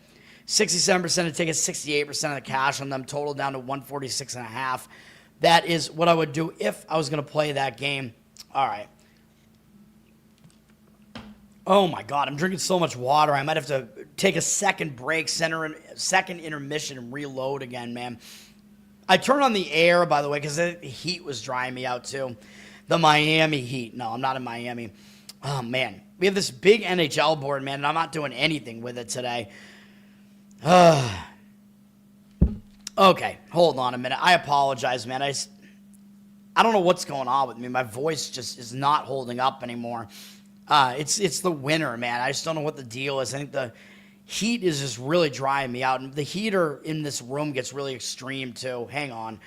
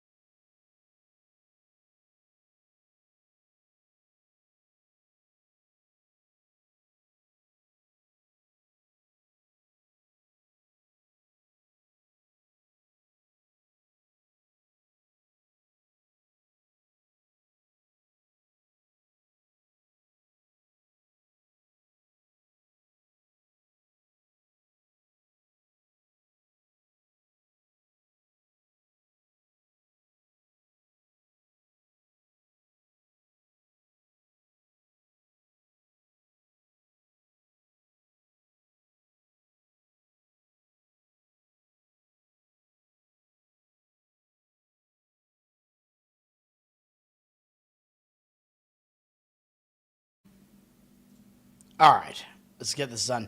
You can tell that as soon as I start, like, drinking more water, my voice comes back just, like, very briefly. I don't know how I'm going to do Uke covers ever again, man. Ottawa and Montreal is the first game up in hockey. Big game. Both of these teams, I mean, they don't like each other. They're close geographically. Montreal's coming off an ugly loss at Colorado, but that could set up a bounce back, but they are returning home from a road trip that they went on for almost a week. They had to go out into elevation and into the Pacific time zone. playing Utah, Vegas, and Colorado. So coming back home, I'm not sure they will bounce back here. And they did already beat Ottawa back home, although that was actually in a return home spot. I think I lost on that game. Montreal did beat them in overtime, but maybe this time it won't be as good for them, man. Trying to repeat that same thing again. Ottawa's also in a bounce-back spot. I think their spot is a little bit better for them, although they are finishing a long road trip, so they may be a little bit fatigued, but they also took a brutal loss, like a very ugly loss to Dallas in the last game, 6-1. So you got to think that maybe Ottawa's going to bounce back as well, but the travel from Dallas all the way up to Montreal with 1 day off is not exactly that easy either, so overall I like Ottawa in this one, and the money seems to agree. I'm not going to give it out as a play, but Ottawa flipped from +101 to -113. I mean, if I was going to play any of these hockey games, this would be one of the top opinions that I have. So do with that information what you want to. 52% of tickets on Montreal, 67% of the cash on Ottawa. It's actually very rare that there's this size hockey board and that I don't have anything, but that's just the way that it is. I just don't love it. My Boston Bruins at Detroit. Like I said, I think the Bruins are maybe not even quite as good as their record looks. Detroit, I think, is better than their record looks. I mean, Jeffrey's talking about them being dysfunctional, but I mean, this recent stretch that they're on, 3 of the teams they lost to are legit teams. Well, 2 of the teams, excuse me, New Jersey and Tampa. Boston is not legit, but that was a road loss in a shootout. I mean, I'm not going to knock them too much for that.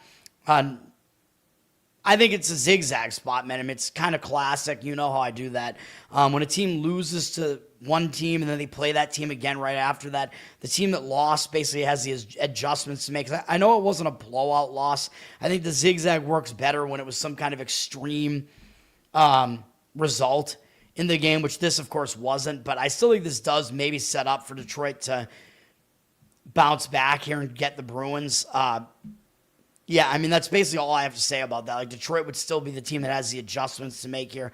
Detroit's a -190 favorite, although the money is seemingly coming in on Boston for now, but I don't love it. I would probably lean towards Detroit here. Like, if you did it, it would probably have to be like one of those, like, make-your-own puck line situations or something like that. 55% of the tickets on Detroit, but 51% of the cash coming back on Boston. Or, you know, I wouldn't even hate Bruins under their team total in this one either, because the Bruins, I mean, they're just not a prolific offense, man. So maybe something like that if you expect Detroit to bounce back. They'll be a focused defensive team. You'll get a focused defensive effort out of them potentially. The total in the game is not very high at 5.5. As far as hockey totals go, Tampa Bay are at the Islanders. The other game that Jeffrey mentioned, I think I agree with him on this one with the Islanders. Tampa Bay, I mean, they're on a very, very hot run right now. I mean, they've won 7 games in a row. They just clobbered the Rangers. Of course they did, because that was at Madison Square Garden where the Rangers can't win. But now they're staying in New York with a couple days off. I don't know if those days off will hurt their momentum at all, though, but the travel spot is certainly not bad, as they're just staying in New York for this one, going out to Queens to face the Islanders. Islanders are on a bad run of 3 losses in a row, though, and they're just staying at home here. And I think they're going to want to bounce back from this, man. This has been a rough homestand so far. Ugly 3-goal loss in their last game to Washington. So I agree it does set up a bit better for the Islanders here. I won't disagree with it, but I don't have a strong opinion on this one. I don't think the setup is really that bad for either team. Tampa Bay, probably, if you're looking at this game, I think it's more of a situation where Tampa's probably just a little bit overvalued at this point just because of recency bias. Like, the odds makers have to skew the line a little bit towards Tampa Bay because they've won a bunch of games in a row and because the Islanders have lost numerous games in a row. So that's kind of the thing there. So the value should be on the Islanders here. 84% of tickets, 67% of the cash on Tampa as a -138 favorite. So I think that would be more of a value play than anything else. I mean, I'm more of a situational guy, although I like to find both. But yeah, I agree with the Islanders in that one generally, but I don't feel too strongly about it. Dallas is playing against the Rangers. Dallas starting a road trip with some momentum, although they are coming off a blowout win over Ottawa. But I talk about it when a team starts a road trip, they usually are focused, but when you just annihilated a team 6-1 and you're facing a middling Rangers team right now and you have to face New Jersey tomorrow, maybe the spot isn't that great for Dallas, actually. Maybe they overlooked the Rangers a little bit here. The problem is, the Rangers are the Rangers at home. You know what I mean? This should theoretically be somewhat of a positive spot because they did return home from a road trip and have a bad game. Although, again, it was a short road trip, though. There was only a Wednesday-Friday road trip that kept them on the East Coast, so it wasn't really a true road trip return. But they came home and they lost badly to Tampa anyway. Maybe they will be in a bounce back, couple days off. It's the last game of a 2-game homestand. They should theoretically show up when it's Dallas here. So I think the situation actually does look a little bit better for the Rangers here. But we're talking about the Rangers at home, so I'm not going to do that. Unless it's a great situation to play the Rangers, I'm not going to do that. You got a 2-8-1 Rangers team at home. And Dallas, by the way, 9-1-3 on the road. Dallas has been excellent on the road. So the home-road dichotomies are really crazy in this one. So I'm not going to do it. And the money is coming in on Dallas. They are the better team, as well as the odds makers have them favored on the road, even though I don't really think the Rangers are quite as bad as their record would make them look. 53% of tickets, 87% of the cash on Dallas. Situationally, I would slightly lean to the Rangers. I don't even know if that's strong enough to disagree with a market read like that in a home-road dichotomy like that. Toronto is at Florida. Toronto has their man back with Austin Matthews back. They've won 2 of their last 3, so they played a little bit better recently. They just slaughtered Pittsburgh, though, in their last game. So, I don't know. Maybe they'll be feeling a little bit high off of that. They do have to face Carolina next. So, is it possible they overlooked the back-to-back returning champs, Florida, the first time they're playing them this year? Maybe. Carolina did beat them at home in early November, so that Carolina game is going to be big. So it's actually possible that Toronto overlooks Florida in this spot, as crazy as that sounds. Florida just hasn't played that well this year. Florida, 2 straight losses at home, and that last one was horrendous, and they had the whole weekend off. They haven't played since Friday, so the spot does set up a lot better for Florida here. And they should have Bobrovsky back in net here. He didn't play in that game on Friday. They used Tarasov, and they lost at home to the very bad Calgary Flames. Not a good loss at all for Florida. So I like Florida in this one. I think this is my favorite play in hockey if I was going to play this one. I'm actually tempted to add this, but it's in that price range that I hate, where it's like, do you want to go money line? Do you want to go puck line? What do you do here? Does it make enough sense to even just try to do a split bet, make your own -1 puck line, and then you get your money back if they win by 1? Is it worth it? Do we think they have a decent shot to win by multiple goals? Maybe. It is a high total. It's 6.5. 53% of tickets, only 55% of tickets, only 53% of the cash on Toronto. Line up from -150 to -153 on Florida. So the money is on Florida there, it looks like, to some extent. They're an anti-public home favorite, and I do like that. I don't love the spot for Toronto, really, in that one. And the spot looks like a big-time bounce-back spot for Florida. It's tempting, man. It is tempting to give out a play on Florida on that one. We'll stay off of it, but it is close. Calgary and Nashville. Nashville down from -117 to -116 here. The money is coming in on the Calgary side, but I don't really see it. I don't really agree with that, as much as I despise giving out plays on Nashville because they never come through. But 62% of tickets on Nashville, 83% of the cash on Calgary. But I just don't see why the money would be coming in on Calgary. Calgary, they're coming off beating Florida on the road. They've also had kind of a packed schedule here. They're finishing a road trip, and I know they're 2-2 on the road trip right now, so ideally you try to win the road trip. But they beat Florida, and then they turned around and they took Carolina into overtime in a defensive battle, man. So it's I don't understand how Calgary gets up after those 2 games, man. Those are huge performances from them. So I just don't see it. Even though they did lose to Nashville at Nashville to start the month of November, not December, to start last month. So, is there a revenge spot there? I'm not really sure. In Nashville, They returned home from a quick 2-game road trip, and they took an ugly loss to Winnipeg, 5-2, staying at home here. So I think they're going to be focused to try to get this win. So I actually lean to Nashville in this game. I don't understand what the money is doing in that one. I don't really want to do it, though. With the money disagreeing with me like that and me just avoiding Nashville like the plague, I just can't do it. Vancouver at Colorado.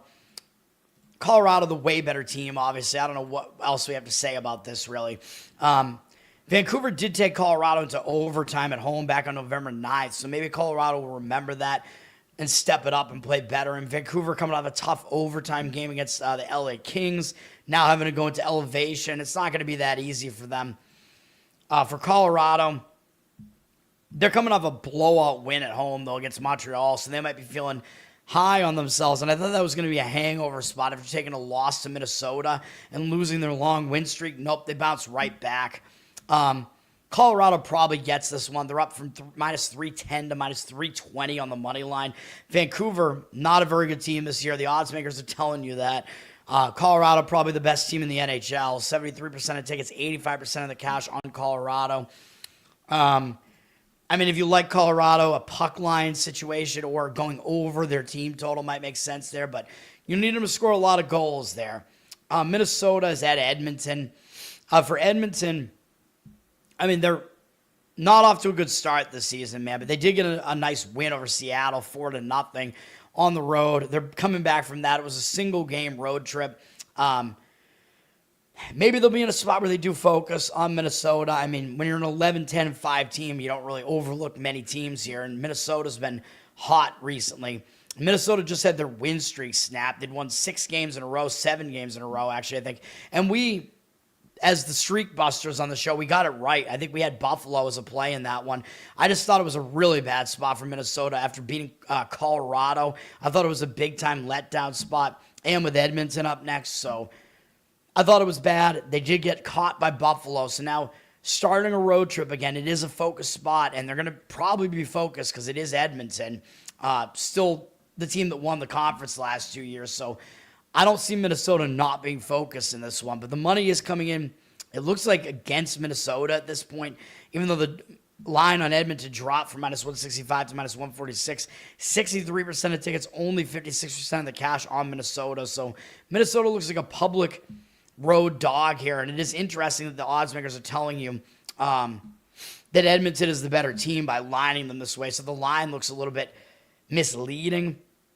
So I wouldn't really want to disagree with that. I would probably have to slightly lean to Edmonton, but I don't love it either, obviously. Chicago is going to Vegas. Chicago's coming off a comeback. I think they were down 3-0 to Anaheim, and they won 5-3. So they might be kind of gassed after that. I mean, usually a team starting a road trip is a team that I want to look towards because they'd be in a focus spot, and because this is Vegas. Vegas is good, but that was a huge comeback win for Chicago over Anaheim, so I don't know what they have left in the tank here. So I don't love the spot. For Vegas, Vegas is staying at home, and they just broke a 4-game loss streak with a close win over San Jose. I don't know, man. I mean, that gives them some momentum here. They're probably going to try to at least split this homestand, even though they do have a road trip starting on Friday against New Jersey. But I kind of lean towards Vegas in this one. The money is disagreeing with me. Vegas down from minus 280 to minus 275. 63% of tickets, only 50% of the cash on them. And then finishing the slate, Washington at L.A. Washington, they're coming off a win over the Islanders, and now they're having to fly cross-country with 1 day off. Maybe not easy to do. That first Pacific Coast game of the road trip, and it's a late-night game. It can mess with their biological clock. So I don't really love that spot for Washington. L.A. is just staying at home off of bouncing back with a win against Vancouver. So I think the spot is better for L.A. I would lean towards L.A. in this one. 82% of tickets, 92% of the cash on them. They're down from minus 120 to minus 116, so cheap price on them too. Those are my hockey opinions. I mean, again, the stronger opinions are Florida and Florida. I mean, they're going way, way up on the money line here too, man. So, yeah, Florida and Ottawa are probably my favorite two in hockey, but I just am I'm going to just stay away for the day. And then we got NBA, where I'm going to give out 2 plays here in the NBA. Washington at Philadelphia. Yeah, this is a great one. Washington, they're coming up beating the Milwaukee Bucks, though, man. I mean, that's a pretty big win, and that was yesterday. And now they have to turn around and play a single game at Philadelphia. And they do a Boston next. I mean, will they overlook this Philadelphia team? It's been all over the place this year, up and down again. They very well might. So I don't think this is a good spot for Washington at all. Letdown spot, maybe a sandwich spot with no rest. But Philadelphia, even though they didn't play yesterday, they're coming off a 2 overtime game against Atlanta, which was a loss for us. I'm not happy about that. So I don't love the spot for Philadelphia either, coming off that 2 OT game. I would lean towards Philadelphia in the game if I was going to play it, and the money looks like it's coming in on the Wizards. Who would ever think? It's because you're having to lay 13.5 or 13 with the 76ers. So the public looks like they're actually taking the Wizards. 74% of tickets, only 65% of the cash on them. I would lay it with the Sixers if I was going to play it. They're down from minus 13.5 to minus 13. I mean, I'm not very tempted to do it, though. Looking at the injury report, I mean, you got Embiid still out, so he's not going to be back for this one. Paul George is a game-time decision. He was in the shoot-around this morning, so he'll probably play. So Philadelphia, I mean, most of their guys will be in the lineup, it looks like. And they're very used to playing without Embiid. So Portland at Toronto, this is play number 1. We're laying the points with Toronto, -5. We're going to fade Portland off of what they just did, man. Portland, on Sunday, they just had a huge game against Oklahoma City, and they almost got the revenge. I mean, Portland did beat them once earlier this year. They're the only team to beat the Thunder this year, and they put in a nice performance. I know we took the Thunder. We laid the points of the Thunder against the Blazers, at home against the Blazers, and the Thunder got it done for us. But this game on Sunday, the Blazers were in that game from start to finish, man. I mean, they did not go away at all. They were playing that game close, basically almost right to the wire. Huge performance from the Trailblazers, and now they're coming off of that. Difficult spot, man. I know Toronto's good, but they do also have to face Cleveland and Detroit on Wednesday and Friday. So, I mean, if you're going to focus on, or if you're going to lapse focus in one of these games, I think you might do it against Toronto, man, to be honest. I mean, they just, even though they've been hot recently, I think that just because they haven't been one of those teams that's been up there recently, I don't know, man. I think it's a bad spot for Portland for all those reasons, though. Usually I will say a team will be focused to start the road trip, but coming off a performance like that, I just don't really see it. Plus, I think Toronto, I think they're going to be in a bounce-back spot here. I mean, they took their first loss of the season to Charlotte. They took I think they got put into a hangover spot after that, and they got blown out by the Knicks, man, in New York. So, yes, they are traveling. They're returning home. I know I don't like teams returning home from road trips, but they only were on the road for the weekend, Saturday and Sunday. So that New York game was also a back-to-back. So, yeah, they're having to travel back up to Canada, but they were not on the road for very long, man. Like, whatever they had to do for Thanksgiving, whatever, I'm sure they got it done before they went out on the road for the road trip. So I'm not as concerned. Because usually I talk about you come back home from the road, like you're unfocused, and you have to get back to home life and whatever. But when you just lost, and it's an explainable loss, but you just lost by 22 points to anybody, I think you're going to be really, really angry about it, and you're going to bounce back from it. So that's what I think we're going to see here. I think the spot is a lot better for Toronto, so we're going to lay it with the Raptors, and the money seems to kind of disagree with it right now, but it's one of my plays. 86% of the tickets, only 65% of the cash on the Raptors for now, but we're going with it, man. I'm trusting the handicapping, the process, and Drew Holiday is still out for Portland, by the way, so just to let you know. Although we're looking at a situation where Barrett is still out for Toronto, too. But both of these guys have missed like a decent amount of time already, so it's not affecting the team, day to day right now. You know what I mean? New York at my Boston Celtics. This is a big game, man. And the Knicks, they're coming off that blowout win over Toronto, man. And this is a weird single-game trip to Boston, so it's not a good spot for the Knicks. Plus, I think the Celtics are going to have this game circled because the Knicks still haven't lost to the Celtics. It's beating the Celtics and knocking them out of the playoffs last year. So the playoff revenge scenario is still in play for Boston here. because they faced the Knicks once in the second game of the season, and the Knicks beat them by 10 in New York. So the Celtics still looking to exact some playoff revenge here, man. So the spot is not very good for the Knicks. I expect the Celtics to be focused. The problem is the Celtics are returning home from a road trip where I know it was a short road trip. They were only on the road over the weekend, but they played Minnesota and Cleveland and could have won both games. I mean, they blew the game late against Minnesota, and then they did beat Cleveland. So they had a huge win over Cleveland, big upset, and now they're returning home from that. It's just a bad spot for both teams, dude. So, I mean, I can't do it. Celtics are also public, 67% of tickets, only 58% of the cash on them. I mean, my initial lean was maybe a slight lean towards the Celtics, and maybe that revenge angle would put it over the top. The market seems to be disagreeing with the Celtics side here. Of note, Anunoby is still out for the Knicks.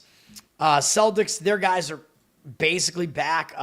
White has been like questionable, but it looks like he's going to play. And Kada missed like a game or two there, but he's playing as well, so whatever. Yeah, it's not a game that I want to play at all. I mean, that might be a game where an over makes sense as well. And the money has already driven it up to 231 on the total, but it is a public over. 93% of tickets, only 92% of the cash, but over might make sense there. Minnesota is at New Orleans. Oh, God. Minnesota, by the way, they're coming off now their first 2 wins against winning teams on the season, although it was against a Wemby-less Spurs team. But Minnesota coming up beating Boston and San Antonio, big wins. And they played Oklahoma City close the game prior to that. Now they're going out on the road to face the Pelicans. I don't know if you really get excited about that. And this road trip is literally just 2 games against the Pelicans. Yeah, I just don't see how you get excited about that, man, if you're Minnesota. You know New Orleans is going to be a giant underdog here. New Orleans is returning home from a road trip, though, where they went out to California only on Saturday and Sunday and played back-to-back. And now they're returning home from that. Not really the greatest spot for New Orleans, I wouldn't say. If I was going to play it, I would still probably take the points, but the money looks like it disagrees with the T-Wolves up from 9 to 10. In their spot, I don't think I would want to lay 10 points on the road, though. 67% of tickets, 64% of the cash on New Orleans. I don't know if there's any injury concerns here. I mean, Minnesota has nobody even listed on the injury report. For New Orleans, I think Zion is back and playing. Trey Murphy III is questionable. He played in their last game, I think, though. So, oh, no, he did not, actually. Excuse me. He hasn't played since the 26th. So, I don't know if he's going to be back or not, man. So, something to keep an eye on, I guess, with New Orleans. Memphis at San Antonio is my final play. We're going to take the points with Memphis, man. Memphis starting to get into a bit of a groove without Ja Morant, and he's not coming back in this game, which is good, I think, for us because, you know me, I don't think Morant is good for team chemistry. Morant is bad for morale, no Ja morale. So I like the Memphis is now kind of in a groove, winning 5 of their last 6 games now, playing without him. Zach Edey's playing really well. They're doing well right now, man. I don't think they're going to be in like a letdown spot or anything like that and feeling too cocky because their recent wins are against Sacramento twice, Dallas, New Orleans, and the Clippers. So they're not going to be like overconfident by that. But what's good about that is all but one of those wins are also on the road. So they've been playing well on the road, man. And now this is another road game here to finish the road trip. I know they're coming back from the Pacific Coast into Central Time here, but they've had a day off, I think their momentum does continue into this game. And the last time they played here at San Antonio, they lost by 10. So it's possible that maybe San Antonio doesn't totally take them seriously here. And Memphis might be looking for a little bit of revenge here. And we're getting points, obviously. The line in that game, by the way, for what it's worth, was... let me see. What was the line? Oh, we can't see it. ESPN doesn't show us what the line was. Isn't that just great? So I don't know what the line was, so I'd have to look it up. So we can't do the line comparison on this right now, but I'm doing the situational analysis here. I don't like the spot for San Antonio. I mean, you see right here, they're returning home from a road trip, and this was a long road trip. They've been on the road since Sunday, November 23rd. So this is a road trip that took them out to the Pacific Coast and then into elevation to Denver. They actually pulled off the upset over Denver and then fell into a letdown spot kind of against Minnesota. Still a tough game, losing to Minnesota. Now they got to return home and play this Memphis team that they just beat not that long ago. I just don't know how focused they're going to be here, man. And that trip was during Thanksgiving, so it could be a situation where they come back home and not only do they have stuff to do at home, but they want to like celebrate the holiday a little bit. Because maybe they couldn't do it like before they went on the road trip because they went on the road trip a week before that. So I don't know, man. So a very unfortunately timed road trip here, I think, for San Antonio. And up next, they have to go back out on the road again tomorrow, and they play Orlando and Cleveland. And those teams have both been hotter than this Memphis team. Memphis, by the way, still sitting at below 500, although they've been decent on the road recently. Like I pointed out, they've started to figure it out, so I do like that for Memphis. But yeah, for San Antonio, these single-game homestands sandwiched between two road trips, they're really bad spots, man, because it's like you're on a time crunch and you have to get stuff done at home. You have to get it done immediately and then go right back out on the road. So I think it's a very bad spot for San Antonio. So we are going to take the Grizzlies, and the money is disagreeing with me. I don't get it. 60% of the tickets on the Grizzlies. Why? I don't know. Why is the public on the Grizzlies? I don't get it. 82% of the cash on the Spurs. Doesn't make sense to me. Even recency bias. I mean, it's not like the Spurs have been bad recently, so I don't get it at all. I like Memphis in this one. We're taking the points with the Memphis Grizzlies in that one. Yeah, I mean, I don't have much else to say about that. By the way, the Portland-Toronto game, I was going to point out Toronto is good at home, just to throw that out there. 7-2 at home. Blazers haven't been horrible on the road, though, 5-6, but Toronto's been very difficult to beat at home.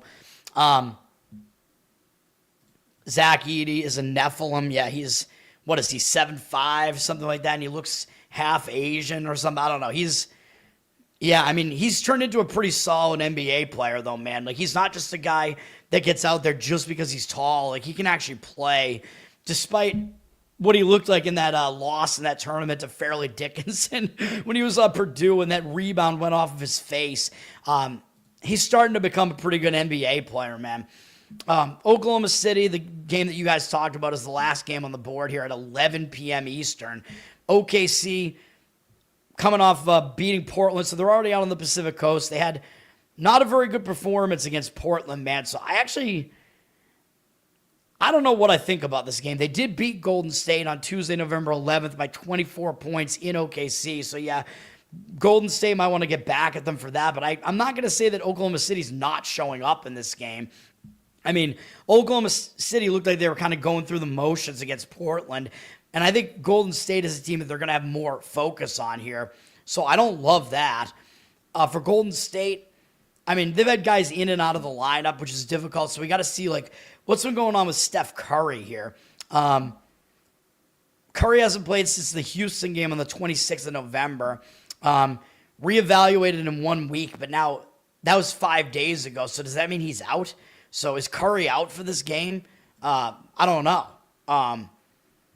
He's not listed on the injury report, so what does that even mean? Like that, it almost makes it seem like he's playing, but there's no news on that. So I have no idea if Curry is playing.